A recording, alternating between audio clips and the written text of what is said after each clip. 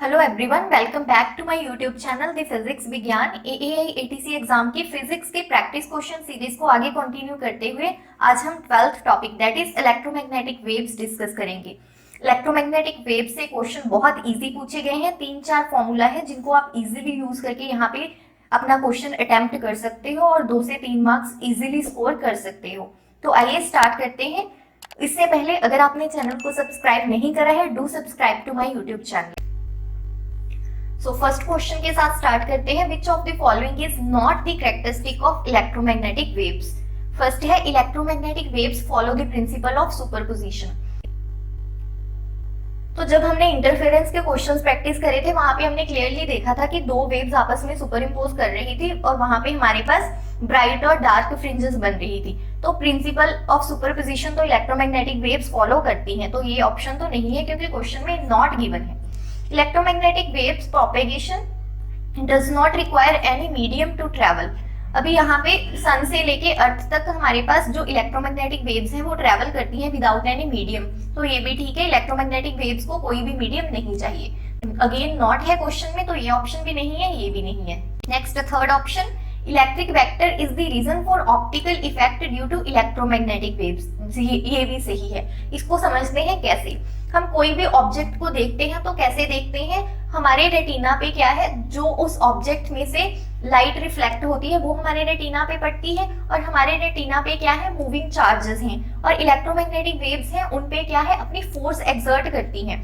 तो वो फोर्स जो एक्सर्ट होती है मूविंग चार्जेस पर, उनकी वजह से हम ऑब्जेक्ट को देखते हैं। तो फोर्स क्योंकि इलेक्ट्रोमैग्नेटिक वेव है तो इसका इलेक्ट्रिक कंपोनेंट भी है, मैग्नेटिक कंपोनेंट भी है। इलेक्ट्रिक कंपोनेंट की वजह से जो फोर्स होएगी Fe वो क्या होती है, QE, और मैग्नेटिक कंपोनेंट की वजह से जो फोर्स होएगी वो क्या होती है हमारे पास, QVV। यहाँ पे V क्या है, वेलोसिटी, और V क्या है यहाँ पे, मैग्नेटिक फील्ड इंटेंसिटी। और इलेक्ट्रिक फील्ड और मैग्नेटिक फील्ड में आपस में रिलेशन होता है इलेक्ट्रिक फील्ड का एम्पलीट्यूड और मैग्नेटिक फील्ड का एम्पलीट्यूड।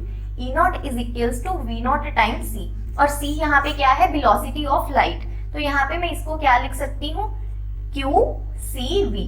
तो यहाँ पे क्लियरली देख सकते हो जो इलेक्ट्रिक फील्ड की वजह से फोर्स लग रही है C का मैग्नीट्यूड 10⁸ की रेंज का होता है। तो जो हमारी इलेक्ट्रिक वेक्टर की वजह से फोर्स एक्सर्ट होती है वो मैग्नेटिक फील्ड की वजह से जो फोर्स वहां पे एक्सर्ट हो रही है उससे बहुत ज्यादा होती है। तो C ऑप्शन भी करेक्ट है।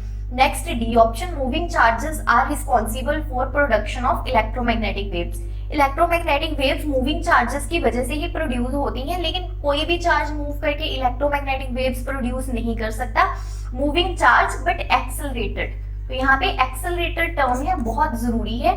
जो हमारा मूविंग चार्ज है अगर वो कांस्टेंट वेलोसिटी के साथ मूव करेगा तो भी वहां पे इलेक्ट्रोमैग्नेटिक वेव्स प्रोड्यूस नहीं होंगी। तो नेक्स्ट है second question, a radio can tune into any station of 6 megahertz to 10 megahertz band, find the corresponding wavelength band. तो यहाँ पे फ्रीक्वेंसी गिवन है, हमने वेवलेंथ बतानी है। तो फ्रीक्वेंसी और वेवलेंथ में आपको रिलेशन पता होना चाहिए क्या होता है, क्योंकि हमने वेवलेंथ निकालनी है। Wavelength is equals to C upon new.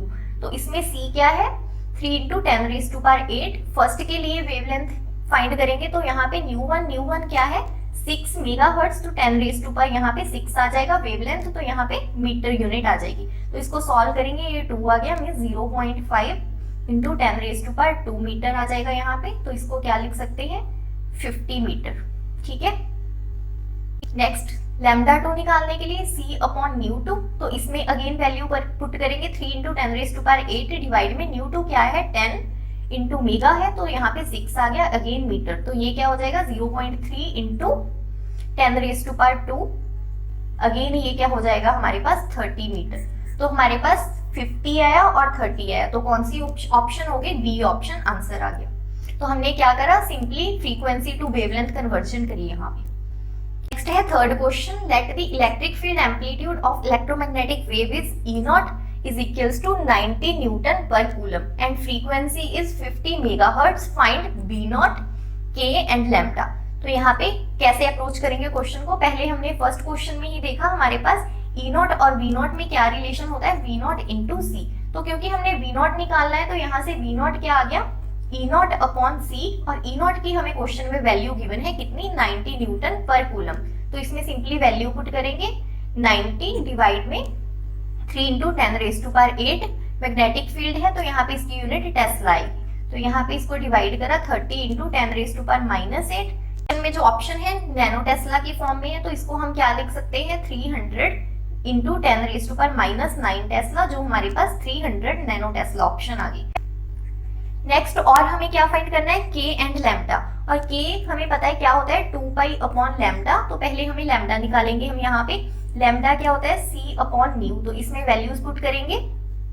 c की वैल्यू 3 इंटू 10⁸ मीटर पर सेकेंड और न्यू की वैल्यू क्वेश्चन में गिवन है कितनी 50 मेगाहर्ट्ज, तो इसमें वैल्यू पुट करी डिवाइड बाय 50 मेगा है तो 10⁶ मीटर। इसको सॉल्व करने पे आपके पास आ जाएगा 6 मीटर। नेक्स्ट इसमें वैल्यू पुट करेंगे के के लिए 2 इंटू पाई 3.14 और लैम्डा हमने अभी निकाला 6, तो ये क्या आ जाएगा हमारे पास इसको सॉल्व करने पे 1.05 रेडियन पर मीटर। पहले तो हमें क्वेश्चन में पूछा था क्या निकालना था V0, तो वो हमारे पास क्या आया 300 नैनो टेस्ला। नेक्स्ट हमने के की वैल्यू निकाली 1.05 रेडियन पर मीटर और लैम्डा 6 मीटर। तो कौन सी ऑप्शन आ गई यहाँ पे हमारे पास बी ऑप्शन आंसर। नेक्स्ट है fourth question, the amplitude of magnetic field part of harmonic electromagnetic waves in vacuum is 480 nano Tesla, find the amplitude of electric field part of the wave. Again यहाँ पे हमें V0 given है, E0 की value हमने निकालनी है, तो कैसे निकालेंगे E0 is equals to V0 into C। V0 की वैल्यू गिवन है 480, नैनो को मैं 10⁻⁹ लिख रही हूँ और C की वैल्यू 3 इंटू 10⁸ मीटर पर सेकेंड। इलेक्ट्रिक फील्ड है, यूनिट आ जाएगी न्यूटन पर कूलम। तो इस यहाँ पे 10⁻⁹ और 10⁸ है, तो यहाँ पे क्या आ जाएगा 10⁻⁻1। तो इस सबको आप सॉल्व करोगे तो फाइनली आपके पास आंसर आएगा 144 न्यूटन पर कूलम आंसर। तो कौन सी option B option answer. Next fifth question, calculate the speed of electromagnetic wave in a medium if the amplitude of electric and magnetic fields are 2.4 into 10⁻² newton per coulomb and 4 into 10⁻³ tesla respectively. तो यहाँ पे vacuum में तो हमें speed of light पता है क्या होती है 3 इंटू 10⁸ मीटर पर सेकेंड, लेकिन हमने यहाँ पे मीडियम में बतानी है, तो क्या फॉर्मूला यूज होएगा यहाँ पे, बार बार यूज करा E0/V0 is equals to C। तो यहाँ पे हमने C निकालना है। E0 की भी वैल्यू क्वेश्चन में गिवन है 2.4 इंटू 10⁻² और V0 की वैल्यू भी गिवन है 4 इंटू 10⁻³ मीटर पर सेकेंड। तो इसको यहाँ पे कैंसिल करा 0.6 आ गया, तो इसको सॉल्व करेंगे 0.6 ये ऊपर जाएगा इंटू 10⁻+5 मीटर पर सेकेंड। तो कौन सी ऑप्शन होगी, यहाँ पे प्लस आना था, ये ऑप्शन रॉन्ग थी, तो हमारे पास बी ऑप्शन तभी बनना था अगर 10⁻+5 होता, जो कि हमारे पास क्लियरली आ रहा है। कैसे, हमने E0 और V0 ये वाले फॉर्मूले में वैल्यूज पुट करी, हमारे पास ये C की वैल्यू आ गई। नेक्स्ट है sixth question, about 10% of power of a 100-watt light bulb is converted into visible radiation. What is the average intensity of visible radiation at a distance of 2 meter from the bulb at a distance of 5 meter? तो question को समझो, इस line का first line का क्या मतलब है, जो भी बल्ब की पावर है उसका सिर्फ 10% जो पार्ट है वो विजिबल रेडिएशन में कन्वर्ट हो रहा है। तो जो हमारे पास एक्चुअल पावर है वो क्या होगी 10% ऑफ किसकी पावर 100 वॉट की। तो ये हमारे पास क्या आ जाएगा 10 डिवाइड बाय 100 इंटू 100 वॉट। तो ये हमारे पास क्या आ गया 10 वॉट पावर। हमने फाइंड क्या करना है इंटेंसिटी। इंटेंसिटी फाइंड करनी है एक पर्टिकुलर डिस्टेंस पे। तो पहले तो क्वेश्चन को अप्रोच कैसे करना है उसको समझो। ये हमारे पास कोई बल्ब है जो आपको यहाँ पे येलो कलर में दिख रहे हैं, वो सर्कल्स नहीं है, उसको आप 3D में एज्यूम करो, वो स्फीयर्स हैं, ठीक है। तो अगर एक स्फीयर में हम सेंटर पे एक बल्ब को एज्यूम करें तो जो वो वाला स्फीयर होएगा उसके सरफेस से हमारे पास क्या है लाइट बाहर निकलेगी। तो वही कंसेप्ट हमने यहाँ पे यूज करना है। तो जो ये येलो वाला स्फीयर है जितना उसका सरफेस एरिया होएगा उसके अकॉर्डिंग जो हमारी लाइट है बाहर निकलेगी, मींस जो इंटेंसिटी है वो यहाँ पे सरफेस एरिया पे डिपेंड करेगी। आई होप आपको ये वाला कंसेप्ट समझ आया होगा जो हमने इस क्वेश्चन में यूज करना है कि आप एज्यूम करो कि हमने 2 मीटर पे फाइंड करनी है इंटेंसिटी। तो 2 मीटर का जितना भी उस बल्ब के अराउंड एरिया होगा, अभी जो ये बल्ब है एक ही डायरेक्शन में तो लाइट देगा नहीं, अपने चारों तरफ ऊपर नीचे सभी डायरेक्शन में लाइट देगा।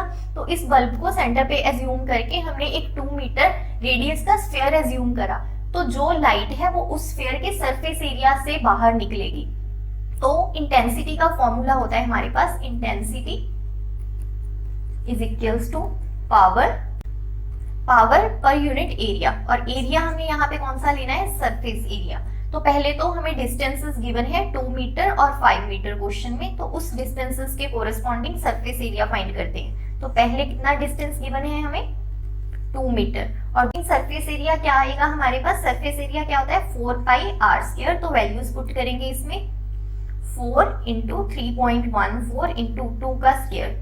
तो इसको जब आप सॉल्व करोगे तो आपके पास आएगा 50.24 metre square surface area. Similarly दूसरा डिस्टेंस हमें कितना गिवन है, 5 मीटर, मींस दूसरे स्फीयर का रेडियस यहाँ पे कितना है, 5 मीटर। तो इसका सरफेस एरिया यहाँ पे क्या आएगा, 4 इंटू 3.14 इंटू 5 का स्क्वायर।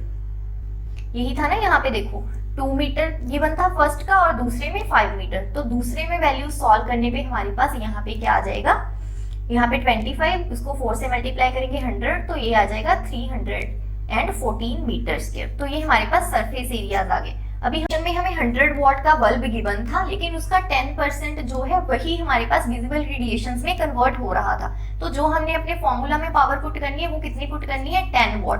डेंसिटी निकालेंगे फर्स्ट के केस में पावर पर यूनिट एरिया वाला फॉर्मूला यूज करके। पावर हमारे पास 100 वॉट है और एरिया यहाँ पे क्या है, 50.24 मीटर स्क्वायर। तो इसको आप सॉल्व करोगे तो आपके पास आ जाएगा 0.19 वॉट पर मीटर स्क्वायर।